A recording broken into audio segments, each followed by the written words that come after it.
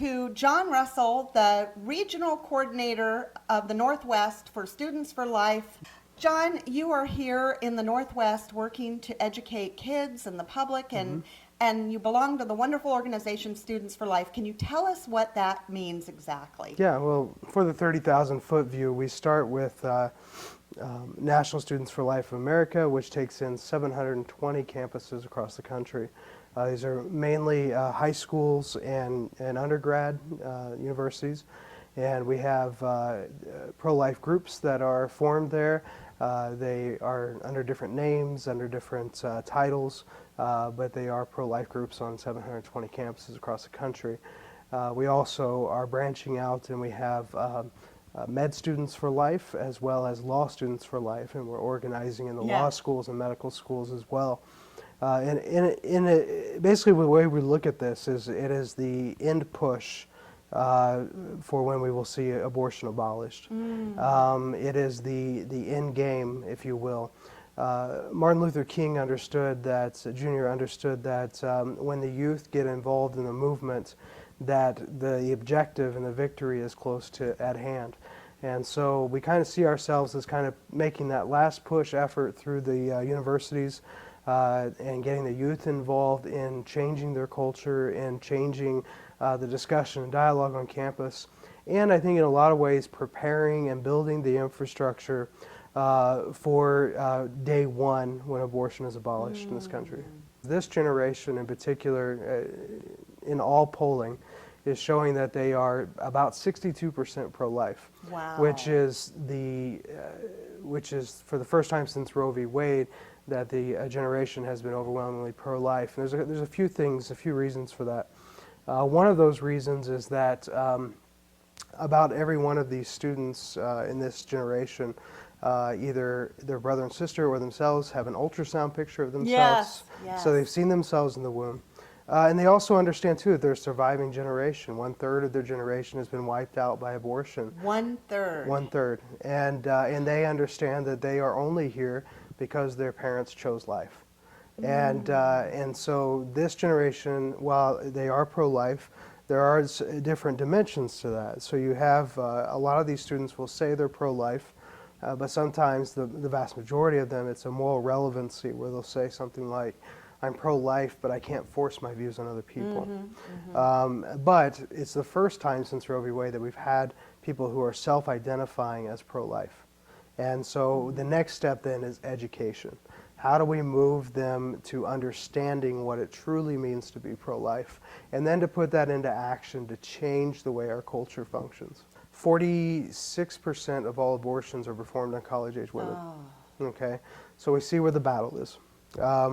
Then we also know that 48% of women who go into university are consider themselves pro-life.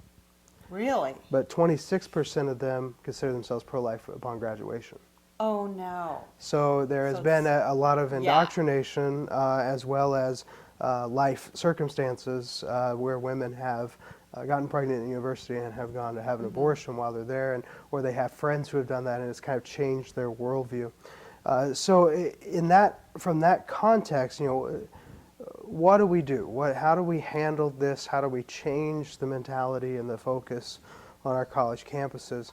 Obviously, some of the things that we've done over the years in activism is education and different events to draw attention to the issue. But I think what's really of utmost importance at this point is that we are moving towards a time where we're building an infrastructure on campus to help point women in the right direction when they find themselves pregnant, to be able to be a resource, to be able to be a light, and providing information for women, and getting others involved in helping and being a support structure for women who find themselves pregnant. And so, what I always tell a lot of the groups that I work with on college campuses is we have to prepare for day one. When abortion is made illegal again in this country, we have to prepare for day one and building the infrastructure so that we have people pointing women in the right direction. Because there's going to be a lot of confusion, there's going to be a lot of anxiety, people are not going to know what to do, they're not going to know where to go. Obviously with the pregnancy resource centers in the communities, the infrastructure has already been built. in the communities, but nothing on campus. Wow. And so that's what we need to do, is to build that infrastructure on campus to point women towards the pregnancy resource centers, to provide resources on campus. Seattle University just recently worked with their administration to establish a lactation room on campus, Really? where the women Yeah. Who have babies can go to never see that. breastfeed. Yeah, to There's breastfeed. no way you would ever see Yeah. that. That's awesome. Another one is University of Washington. We put in diaper changing tables with diaper Wow. decks Yeah. in the bathrooms. Unbelievable. And even if they're not utilized that much, it still puts a picture in the minds of women and young men that, oh, we are pregnant, but it's okay. Interesting. There's ways that, that you can still go to college and still have your child. This is the most important. Yeah, we have groups that are raising money to provide housing and child care for women who are pregnant in college, so they can be able to go to college and finish their education while still caring for the child. The number 1 and 2 reasons why women college age have abortions is lack of housing and lack of child care. So a lot of them these groups are raising grant money for those women. So when the women do find themselves pregnant, that they can help them finish their education. The other aspect and the other things that they're working with is they're working with the administration to develop a comprehensive pregnancy policy on campus, so that women who do find themselves pregnant, that there is a roadmap for them to be able to finish their education. Wow. And so that's one thing we've done. Now on the Christian campuses, it's been a little different story because, obviously on the Christian campuses there's a standard. And the standard a lot of times is that, our students are not to have sex, Right. and they are not to, proceed in a way that would They have moral codes. yeah, that they have moral to- codes, and it's tricky. And so, but obviously, there are lots of students at Christian colleges who get pregnant. It just happens. Right. And so, working with the administration to develop a comprehensive pregnancy policy is very important. So, a lot of times, what you'll see is a woman who gets pregnant at a Christian college, and then she will be ejected from the school. Right. And then nothing ever happens to the To the young guy. man. Right, And of so, course. so developing a policy, a good policy would be that when it is found out that a woman on campus would be pregnant, that there would be a counseling session between the man and the woman, with the parents and the administration involved, and then developing a roadmap of how the child's going to be taken care of and how to finish the education To process. choose life. Yes. Because we can't be about life and then all of Yeah. a sudden throw people out of the university for a mistake that they've made. But most Christian universities are moving in that direction. Yeah. There's still some that have their head in the sand, and they'll say things like, well, our students don't have sex, or those kind of things, and obviously, void of So they reality. close the door on communication, basically. Communication. So, it's really important that we get into Christian universities and also educate them, because there are a lot of things that are not discussed in the universities. Obviously, Planned Parenthood being the largest, women's health organization, supposed women's health, will get a lot of referrals from the health institutions on campus. Which, by the way, you need to tell what do they really do. Yeah, at Planned Parenthood. it's an abortion industry. That's how they make the money. So what you have is many universities, for the most part, will give a woman a referral sheet of OBGYNs, of different referrals. And so we try to get the pregnancy resource centers on that referral list. So that's the first step. Yeah.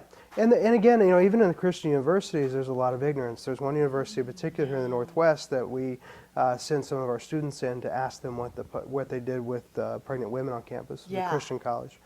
And they handed them a referral sheet. And as they handed, the nurse writes on there Planned Parenthood and writes the phone number. You're kidding me. And I don't want to say at all that it was diabolical or anything to that But it's a effect. good thing you caught it. But we caught it, and we were able to then bring attention to it and say, is this the policy of the university? And if so, do you realize what you're doing? Oh, that's wonderful. And so in the work to change those policies. And were they open to not doing that anymore? It's still in process right now. Oh, wow. Yeah. In Oregon, in the last 4 months, since January, we have been able to increase the number of groups we've had.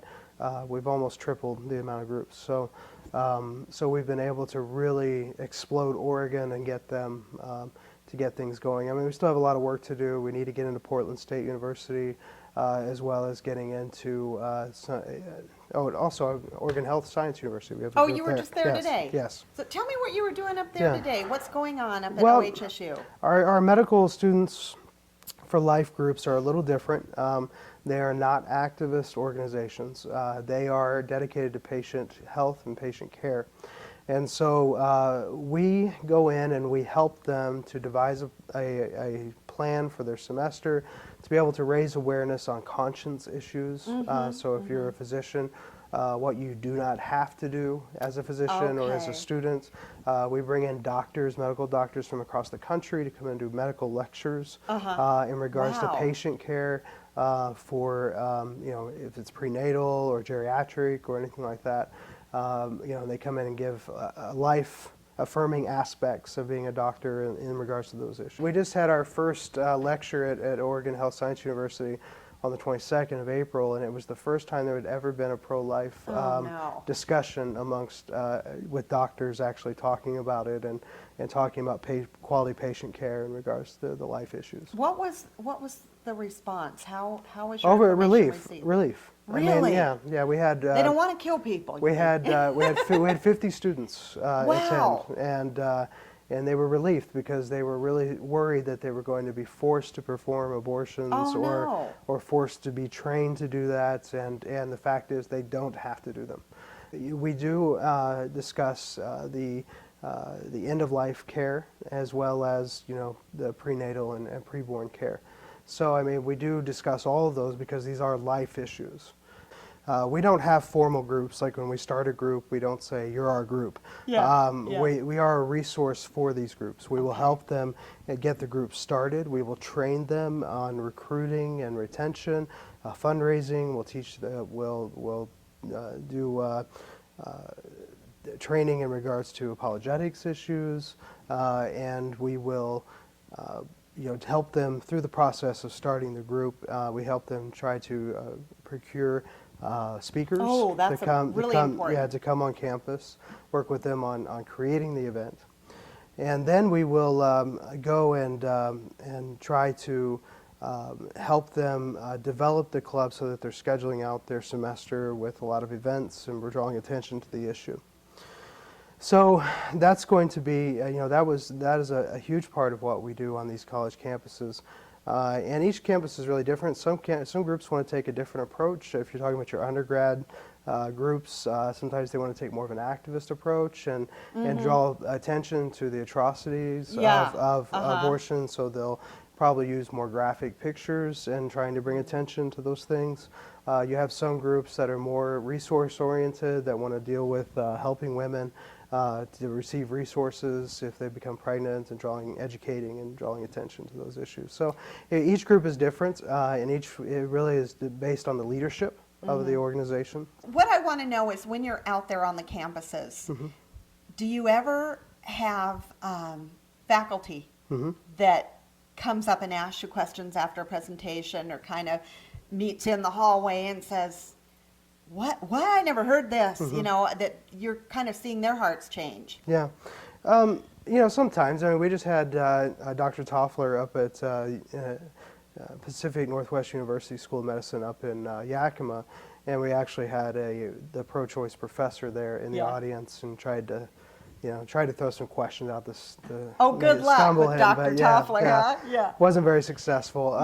Not so much on the academic side as far as professors, because because they're so locked into a dogma, into an ideology that if they break the mold on that, it's hard for them to function, and sometimes their fellow their fellow professors will take retribution against them. So you don't get a lot of the academic professors showing up for those kind of things. Really? Yeah. I just kind of wondered, because when I was a student at PSU, I did a pro-life presentation in a speech class, and the professor's jaw just dropped. She said, I've never heard this in my life. Yeah. And it gave me hope. But you never know. You Right. know, they're not all that receptive to our point of view. But some, I think, and as Abby Johnson shared with us, they're ignorant. They just don't know. Mm-hmm. They really aren't out to do evil work, which abortion is, the Right. taking of a innocent human life. But speaking of Abby Johnson, all right. So for people that don't know, she was a Planned Parenthood clinic director in Texas for Right. 8 years, and 40 Days for Life prayer vigil, going outside of the clinic every day, started to know them, say hello as she came in the door to do her job. And she witnessed an ultrasound guided abortion where she actually saw the child lose his life to a section abortion, and had a massive conversion begin in her. Went next door to our side, the pro-life group that was next door, and said, I quit, I'm leaving them, I want to, I'm done, help me out. And of course they embraced her with love, and she was sued by Planned Parenthood to keep her quiet, and it didn't work, so Right. she's not very quiet. So Abby Johnson, beautifully pregnant with her second child, I believe, was recently up at UW, University of Washington, Seattle, invited by Students for Life group there to share her story. You were there. This made the news, quite a bit of news. Things got a little bit ugly. What happened? Yeah. What did you observe? Well, when I arrived, there were probably about 50 protesters outside marching in circle and chanting. And then they came inside, and about after every sentence, they would interrupt and try to stall the lecture. And she did some back and forth with them, which was fine. She handled it very well, and I think with a lot of dignity. And eventually some people started getting hauled off in handcuffs by the security that was there. So, I mean, it was rough and tumble. I expected that it could have gotten a lot worse. Really? But they ended up cutting it short. She spoke for about 45 minutes, and then they cut off the Q&A, so there wasn't any question and answer. But I think it was very obvious from the reaction, the visceral reaction that was demonstrated by the protesters. I think that it really does show that, when it comes to things of peace, things of love, things of justice, it truly is on our side. And the other side tends to really just focus sheer on the politics and the emotion of the subject, and they get carried away very easily. It really is obvious. They don't want to hear what we have to say. Right. In fact, they're so scared of anybody hearing what we have to say, they have to drown us out. Right. Does this happen on more than one occasion with pro-life speakers on college campuses? Yeah, it does. They tend to want to stifle debate. A lot of these people who are pro-abortion will say that they're, for free speech and very open-minded, but oftentimes they're for free speech and open mind as long as it agrees with their viewpoint. And so, it's most of the time, though, when they try to interrupt or disrupt, things that are being said, it just really shows that they don't want the truth to get out. Desperately. Yeah. And also, we know that Students for Life is headquartered in Virginia, Yes. very close to our nation's capital and Yes. driving distance of D.C. And recently, there were some demonstrations outside the White House for a very, very important cause that we talked about at the conference. Can you tell a little bit about what happened then and what the update is on it? Right. There's a Chinese activist who's also a pro-life activist. He's an attorney. He's blind, and his future really is in limbo right now. He ended up going to the U.S. Embassy in Beijing. He was protesting the one-child policy, the brutal forced abortion going on in China that's we're not talking about over here. Right. So we don't know what his fate is, but some of our staff went to the White House to pray outside. And a lot of people don't know this, but they have a rule that you cannot stop in front of the White House sidewalk. You have to keep walking. You can't stop. So is this recent? I don't know how recent it is. Yeah. But it's security kind of. Well, they say it's security, but the fact is they stopped and they prayed on the sidewalk, and they came and took them away in handcuffs. So it's very interesting how we're.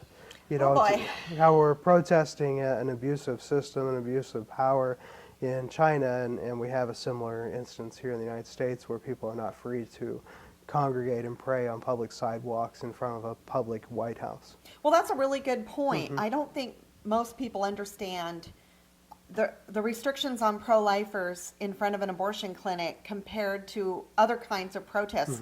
Can you explain a little bit about how the law got passed that restricts us when it doesn't anybody else? Yeah, well, it can't restrict us per se as like naming individuals. You can't create a law that just is against one particular group of people based on an ideology.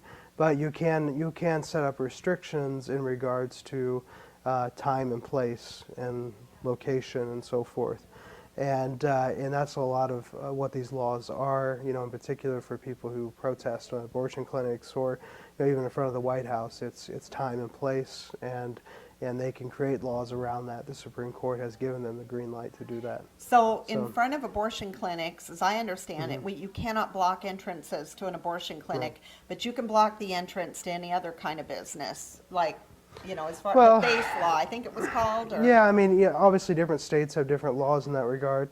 So, I mean, but I think by and large, the rule of thumb is you don't want to block an entrance for any building in case there's a fire or an emergency. And so, I wouldn't recommend that for any group protesting anything. Right.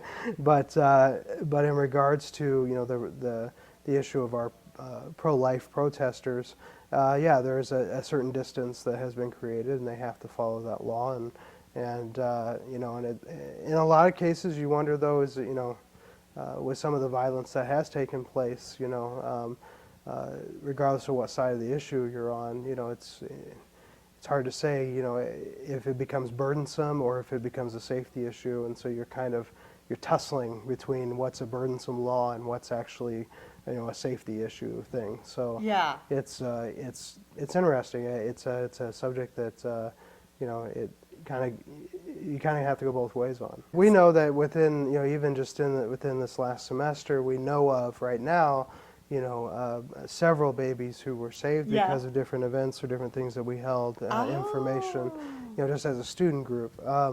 Those are just the ones we know of. Yeah, of course. And just a lot of the success that we're seeing is that we're really just trying to change the dialogue on campus, so that it's not, this really isn't your grandfather's pro-life movement. I mean, this is a new generation of pro-life leaders who understand that we're in the final stages of becoming a pro-life nation again.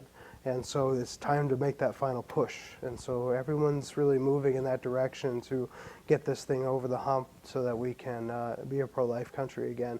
My final thought is, you hear a lot of people out there saying, this is just a women's issue. Right. What do you want to say to that argument? It's not a male-female issue. It is a social justice issue. And it is an issue that transcends gender, because it does take two to make a baby. Yeah. And everyone needs to have a voice on this and to speak out on the issue of life, because if we don't get this right in this country, this issue, we're going to get very little else right. Even if, that's why I always tell politicians when I meet with them, I will say, if you can't get your issues right on life, if this isn't the paramount issue for you, the chances of you getting anything else right is very slim, because life is the critical point to what we're here for. That is the defining issue of who we are as people. Just as slavery was an issue for us, and how we treated, people of African descent, we were judged by that, and eventually it was overturned. A lot of the same arguments in favor of abortion are the same arguments that were in favor of slavery are the same arguments in favor of abortion. Okay. And so we have to understand that just as we look back now and we look at the issue of slavery and we're like, what was that all about? That was just crazy, crazy town. Same thing with abortion. We're going to look back and say, what in the world were we thinking? I hope you're right. What are we looking? What were we doing? Right? 50 million dead. And we'll do that because there's been advances in medicine and in science, And because of those advancements, you already start to see the argument starting to shift away from, is it a baby? Yes. Because it's common knowledge that from the earliest stages of development, a human life is whole, distinct, and is a living from conception. Yeah. And so that's testified in every embryonic textbook that's in the college campuses. Yeah, they might be ripping those pages out. Yeah, I don't know. but the fact is, we're winning the issue, and so now they're changing the dialogue and changing the tactics. They're moving from an invasive form of abortion, where they're going inside the woman, to giving her a birth to morning after pills, and so that's changing the discussion of, well, yeah, we know it's a life, but a woman still has the right to exterminate the child. Wow. Is becoming more of a prevalent issue that you're seeing in debate now. That yes, it might be a child, but it's still my right to end it. And fortunately for us, unfortunately for them, they're not going to win a lot of converts with that kind of arguments. The Northwest is so lucky to have this presence and the support of Students for Life, and I look for great things to be happening here soon. Hope to check in with you soon. All right, thank you. Thank you, Jon.